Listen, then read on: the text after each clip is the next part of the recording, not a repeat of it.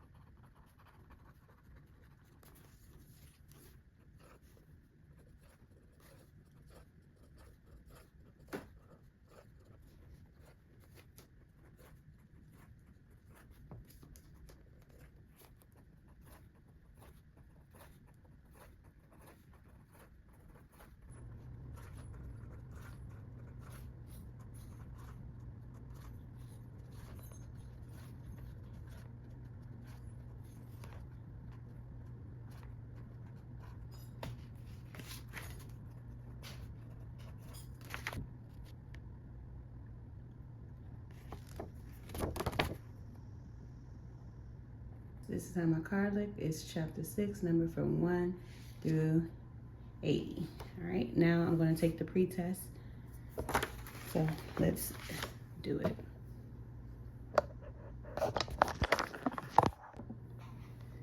All right, the first question says, when it comes to products, skincare professionals should always A, have a personal relationship with the salespeople in the industry, recommend the most popular products their salon has to offer? C, have an advanced degree in biochemistry? Or is it D, have a thorough understanding of the chemical formulation of each product? I think it's D, so I'm going to put D. All right, now I'm just going to go through each one. What is the responsibility of skincare professionals to their clients in terms of products and ingredients? A, to give the clients the most freedom in choosing products, to use as wide a range of products as possible to test for potential adverse reactions. C, letting the clients know all the effects and potential side effects of any products or ingredients. Or D, to recommend only the most affordable products. I think it's C, so I'm going to put that down. Remember, this is just my pre-test. This is how I study. 3, when explaining how products work, skincare professionals should always be optimistic, let the client lead the discussion, refer the client to read the product packaging if there are any questions, convey a detailed and thorough knowledge of the realistic expectations. I think it's D. Okay, let's go to 4. In regards to products and ingredients, the best way to maintain the effective long-term career as an esthetician is to stay informed about the latest developments in the industry. I say A. All right, we did 4 so far. Let's keep going. All right, number 5. How must ingredients be labeled on the cosmetic labels? Ascending, descending order. Let's see. How should products be stored to make them last longer? Your products should always be stored in dark, cool temperatures. So it is B. In the United States, what agency is responsible for the regulation of cosmetics? Is it the USDA, the FDA, the FBI, or the EPA? And it is the FDA. All right, I know a little bit. Let's keep going. What is true of the FDA's relationship with the sales of cosmetics? The FDA regulates the labeling of cosmetics. C. Number 9. What are the 2 most important laws pertaining to cosmetic sales in the United States? It's 2 laws. It's, one is the FDNC and the FDNC Act, and the other is the FPLA Act. So it's going to be C, the Federal Food and Drug and the Cosmetic Act, and the Fair Packaging and Labeling Act, FPLA. All right, so that is C, number 9. All right, let's go to number 10. United States laws define cosmetics as articles in which intended to affect the function of the skin, articles which are intended to alter the chemistry of the skin, articles designed to affect the structure of the skin, or articles which are intended to affect the appearance of skin. I'm going to pick D, but we'll check later. All right, next page. All right, the 11. The FDA Act partly defines drugs as articles which are intended for the use of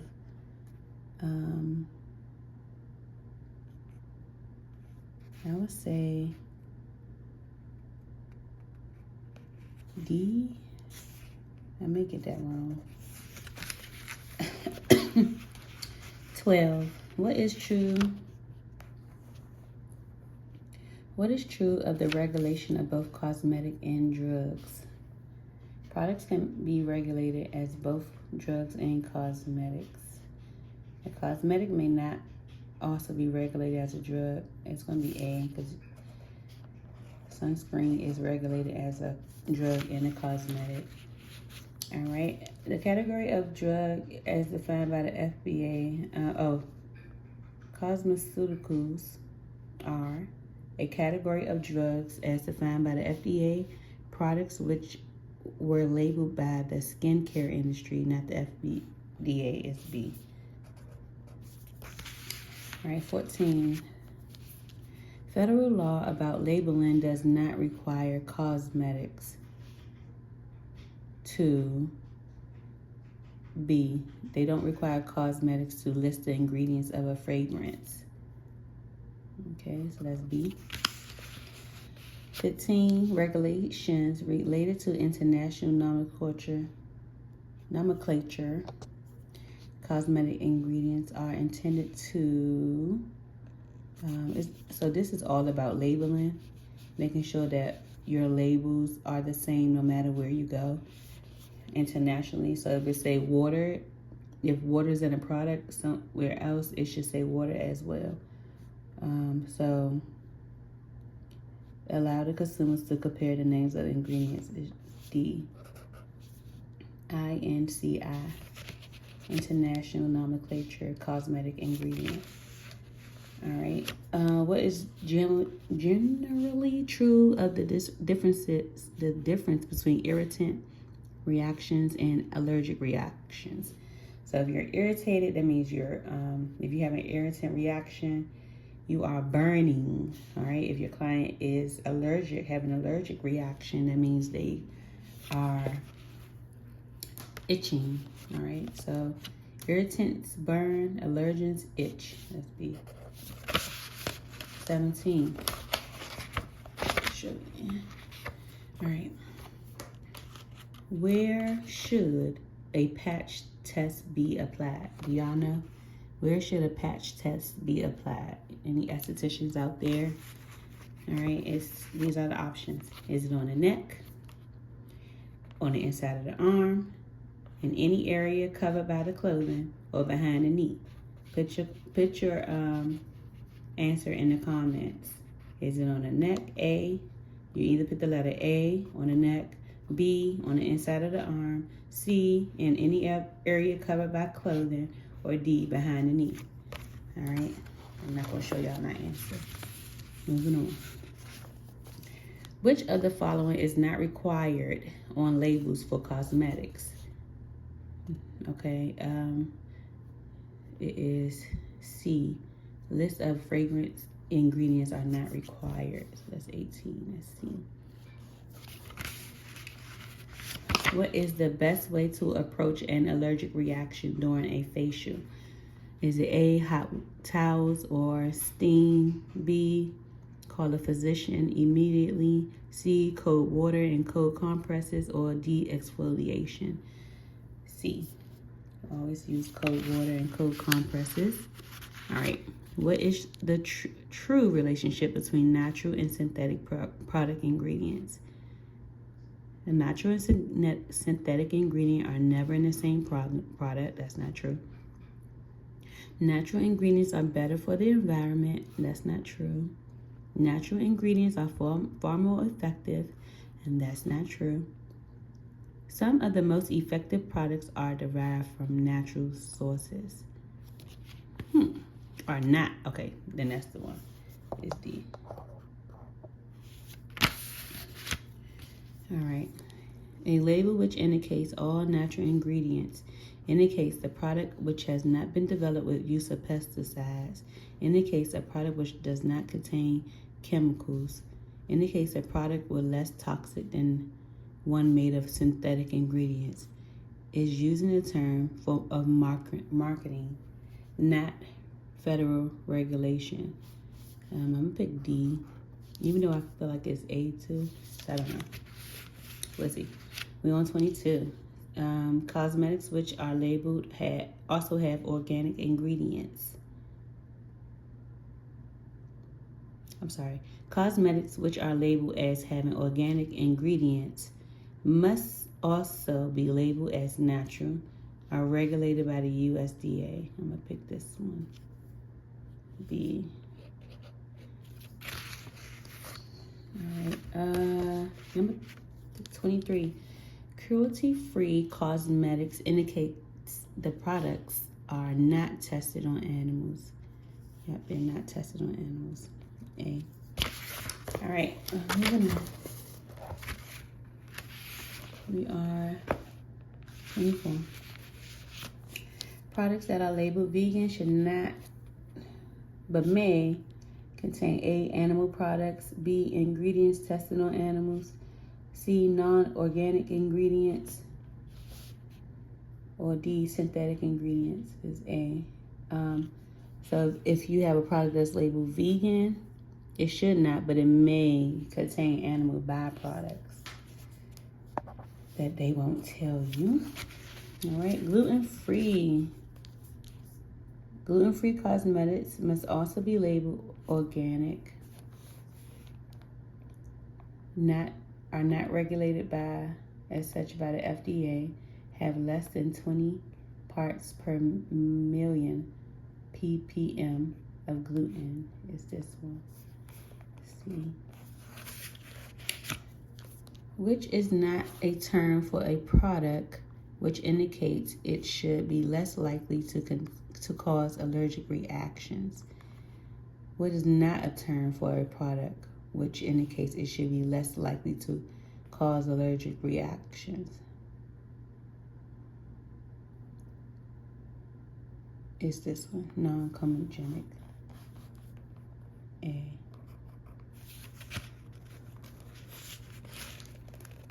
All right, let's keep going.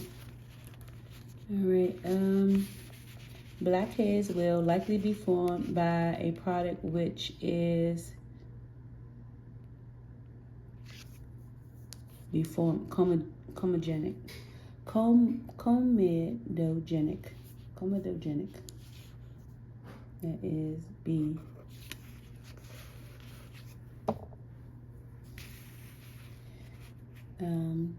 Fragrance-free products.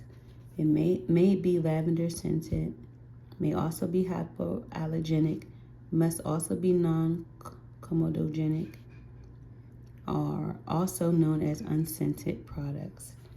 Okay, so fragrance-free are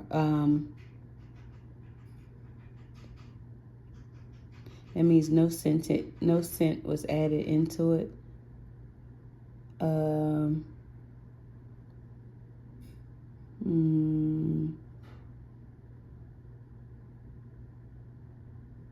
Unscented, fragrance-free, maybe lavender scented. I'm gonna pick A. Okay. Unscented products may have an odor, contain ingredients which mask the odors of other ingredients. That's B. I know that one. My water.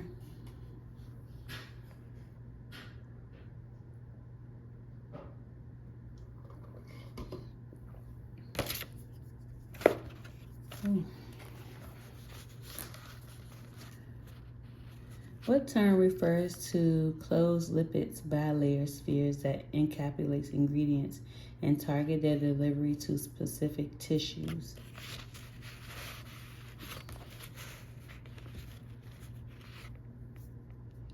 Closed lipid bilayer spheres. Okay, this is what I need to start. I know this is the area that I have to learn. I'm just gonna go for, okay, closed lipid bilayer spheres that encapsulates ingredients. I'm gonna go with A. Remember, this is just a pre-test. I don't know everything. All right. Low comedogenic. I'm gonna go for almond oil.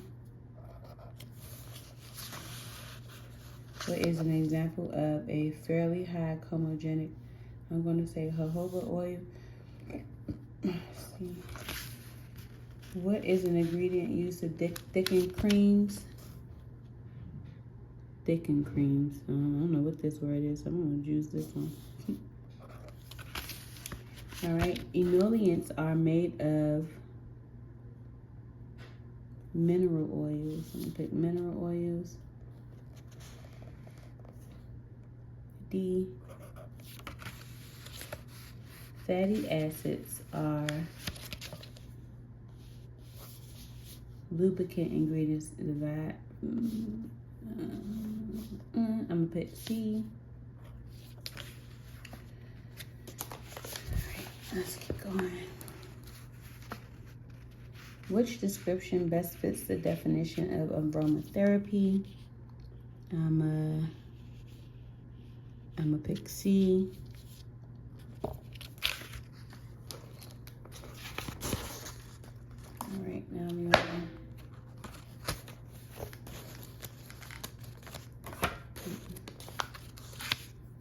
37. Which of the following best describes the term emollient? Fatty material used to lubricate and keep other substances. An agent that causes exfoliation, softening of skin cells. Humectant, often used in dry or sensitive moisturizers. Water-based emulsions for normal to fatty material to lubricate and keep other substances on the skin. What do you guys think? Which of the following best describe the term emollient?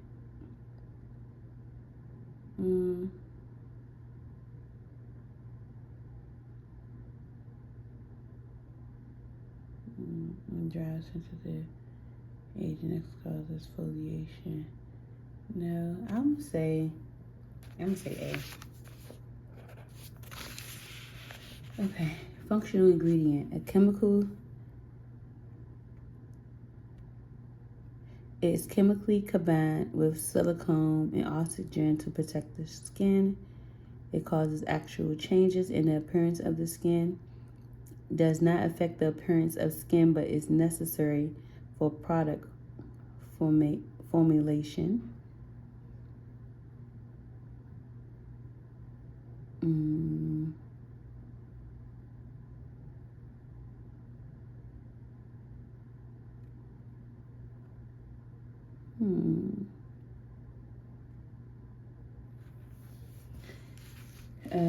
Functional ingredient. I'm going to say it's chemically combined with, no. It's compatible with water, no. I'm gonna say B. Does not affect the appearance of skin, but it's necessary. I'm gonna say C. What ingredient is beneficial for all skin types? Aloe vera is good. Yeah, C. What ingredient is melanin suppressant used to treat hyperpigmentation? Hyperpigmentation. I don't know this one. Kojic acid, honey, salicylic acid, or pumpkin? All right, let's go with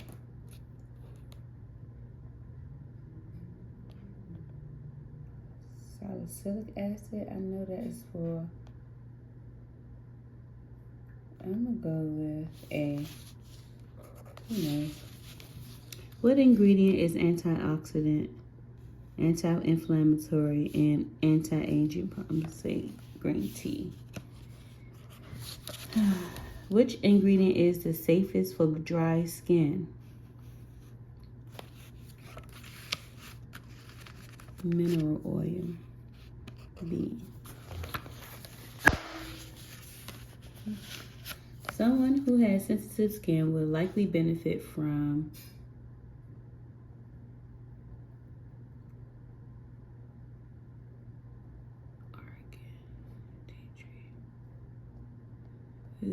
glycerin. What's this one? Let's say A. I want to say A/C. I don't know. Which of the following is not a universal ingredient for all skin types? Not a universal ingredient. minerals, emollients, antioxidants, and vitamins. D, let me say D. Okay, combination skin will benefit from all of the following except mechanism following oil balancing ingredients. Let me say A. Dry skin will not likely react well to ingredients which contain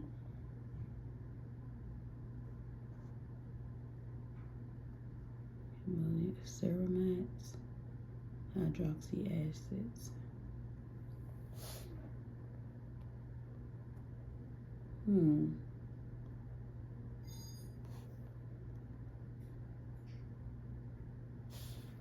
Let's say B. Guys, it's just a pre-test. I'm so nervous.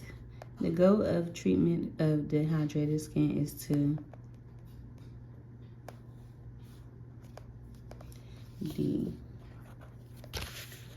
Hydroxy acids, humectants, and clarifying ingredients are used to treat. Oh. Let me say A. A. Make that A. Alright. Oily skin. D.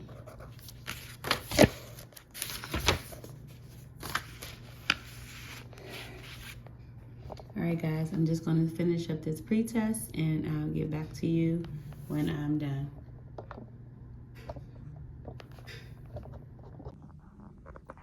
Okay, now that I'm finished, let's check the answers. Okay, wish me well. Alright, here we go. First one is D, got that right. C, correct. 3 is D, 4 is A, 5 is D, 6 is B, 7 is B, 8 is C, 9 is C,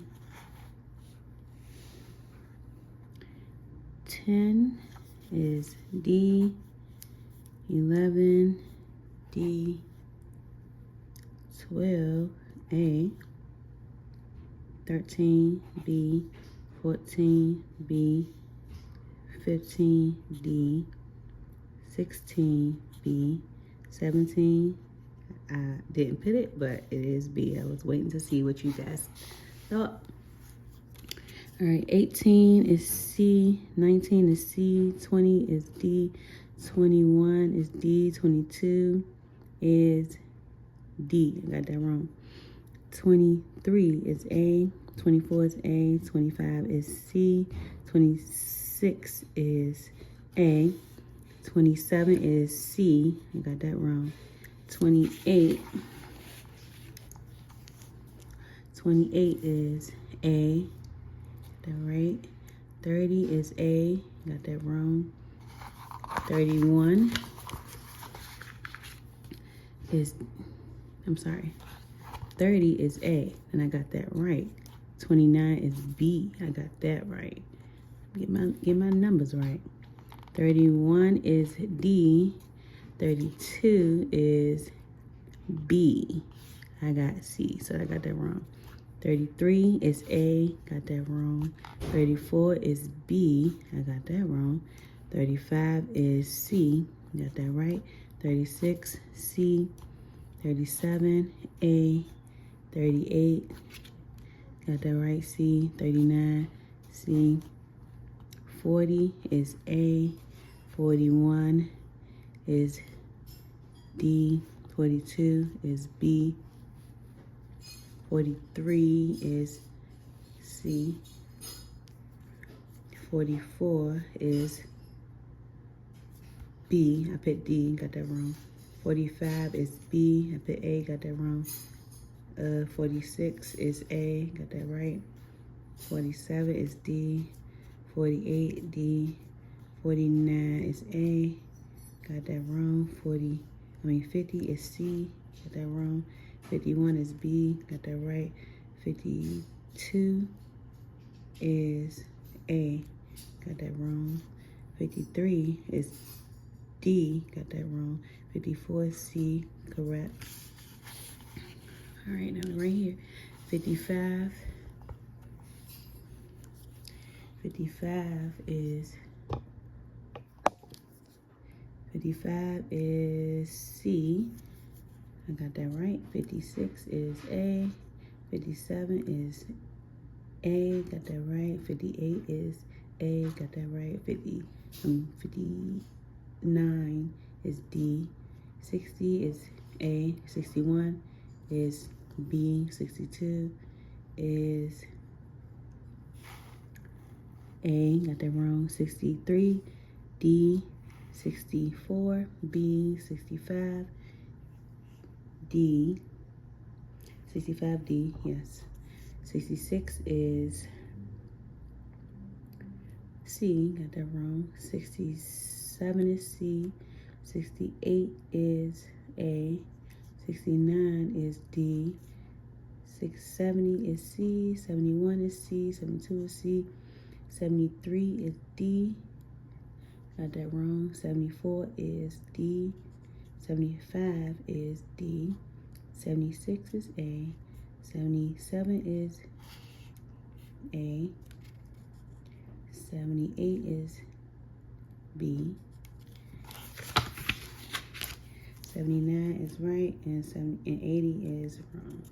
All right, I'm gonna tally this up. Let's see how many I got right. Let's count. All right, 1, 2, 3, 4, 5, 6, 7, 8, 9, 10, 11, 12, 13, 14, 15, 16, 17, 18, 19, 20, 21, 22, 23, 24, 25, 26, 27, 28, 29, 30, 31, 32, 33, 34, 35, 36, 37, 38, 39, 40, 41, 42, 43, 44, 45, 46, 47, 48, 49, 50, 51, 52, 53, 54, 55, 56, 57, 58. So I got 58 out of 80. Now let's see what that is. What score is that? And then that's how I start my thing. So now I go to my laptop and I put in what's the percentage of 58 out of 80. Okay, and I have a 72.5%. So I have a lot to learn, okay? So I have a lot to learn. It's pretty good for my first time, but tonight I'm just going to continue to read this chapter 6 and get my score up. All right, so that's my pre-test. I'm gonna write pre-test at the top.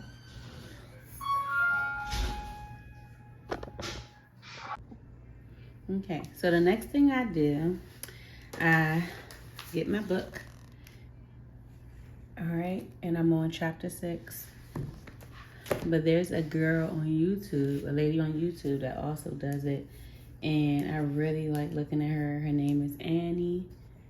All right, and I just listen to her sometimes as I'm in a car or anything like that. So let's turn that up. Our oils from the earth formulated in cosmetics come from highly refined and purified and I just follow along sources. with my book. These emollients are time-tested, offer excellent protection against dehydration, and help prevent skin contact with irritants. They are completely non-reactive and biologically inert, which means they do not react with other chemicals involved in the skin's function. They can be used with no added preservatives because they do not harbor bacteria or other organisms.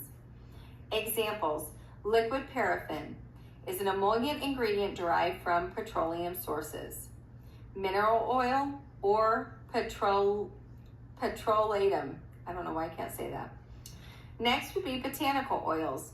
Dozens of plant oils are used in skincare products, Plant oils vary in fatty acid content and heaviness. Coconut oil and palm oil are two of the fattiest and heaviest oils. Some light and less comedogenic plant oils are argan oil and hemp seed oil, which are highly beneficial to oily and problematic skin. Okay, so table 6.7 has the comedogenic ratings for different types of oils. I will not read through this entire list, but I highly recommend that you make note of this because I know for myself, I always felt like coconut oil was a very safe, non-comedogenic oil to use on my face, and it is one of the higher oils. It's considered fairly high in the comedogenic rating. It has a very high, large molecule size, and I used it for years not knowing that, and I kind of tend to have problematic skin. So take time and look at the scale. It goes from 0 to 5 being high on levels of will it clog your pores, will it not clog your pores. It's good to know all the information on those oils. Next, we're going to talk about silicones. Silicones is a group of oils that are chemically combined with silicone and oxygen and leave a non-comedogenic protective film on the surface of the skin. They also act as a vehicle for spreading in some products. They are excellent protectants, helping to keep moisture trapped in the skin, yet allowing oxygen into and out of the follicles. Silicone also adds a silky, non-greasy feel to products and are frequently used in sunscreens, foundations, and moisturizers. Examples would be cyclopentasiloxane, dimethicone, phenyltrimethicone. Next, we're going to talk about fatty acids, which are lubricant ingredients derived from plant oils or animal fats. Although these ingredients are acids, they are not irritating and are actually more like oils. So fatty acids are not acidic, they act more like oils. Examples being caprylic acid, oleic acid, and stearic acid. Fatty alcohols or fatty acids that have been exposed to hydrogen, they are not drying, they have a wax-like consistency. All right. Another way I study is I make like ring cards and I write down everything I use. Index cards, like I'm doing right now as she's reading. I'm writing down what will clog the skin and what will not clog the skin. And I just keep my ring. It just helped me to study. My index cards, I put a ring on it so everything could be connected. So this is another way that, this is also a way that I study for my test. All right, next are surfactants, category functional ingredients. The purpose of surfactants is to reduce tension between the skin and the product and also increase the ability of the cosmetic products to spread. They can act as cleansing agents, foaming agents, and emulsifiers to create stable mixtures of oils and water and more. Surfactants work by becoming infused in both water and oil mixtures. They do this by having molecules with a water-loving head and an oil-loving tail. Surfactants play many roles in cosmetic formulations and are some of the most versatile ingredients in skincare. I remember that being a question on my exam. So understand surfactants. Types of surfactants. Detergents. The main type of surfactants and are used primarily in cleaning products. They are the agents that cause cleansers to foam and remove oil, dirt, makeup, and debris from the surface of the skin. See figure 6.5. More gentle detergents can be derived from natural sources such as coconut. So figure 6.5 has detergents reduce the surface tension of dirt and oils and lift them from the skin. And here we have the surfactant, which is getting underneath all of that oil and dirt to do a good thorough cleansing of the skin. Examples of detergents, which are surfactants, would be ammonium laureth sulfate, cocamidopropylbutane, dis-duamlauryl sulfosuccinate, sodium laureth sulfate, sodium lauryl sulfate. Sorry for butchering some of those names, but if you see the Laurel, Laureth, and then followed by a type of sulfate, you know that that's going to be a detergent. Emulsifiers are surfactants that cause oil and water to mix. Almost all skincare products are a mixture of oil and water or emulsions. Without emulsifiers, oil and water in products would separate into layers. Emulsifiers surround oil particles, allowing them to remain evenly distributed throughout the water. See? All right, so I'm finishing up my list. So these are the oils that will not clog: argan oil, hemp seed oil, mineral oil, sapphire oil, and shea butter. That's good to know. I did not know that. Okay, and then you have the stuff that, the oil it has a low rating. Low comedogenic rating is, what is that word? Calendula oil, neem oil, pomegranate oil, sea buckthorn oil, and then you have moderate low, which is almond oil, avocado oil, and it's grapeseed oil, hazelnut oil, jojoba oil. It's a tamanu oil, sunflower oil, and I'm gonna finish up the rest of it. So this is how I study.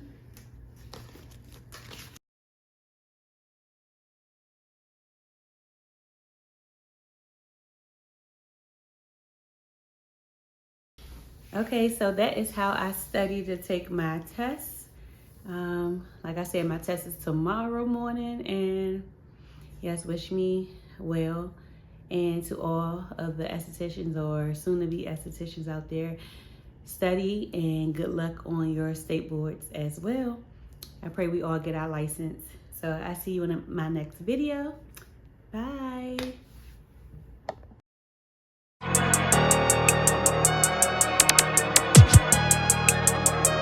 Look, I feel like Kobe 24, you know I had to ice my wrist. I've been ballin' since a young, you know I had to stack my chips. Bending corners, 12 is on the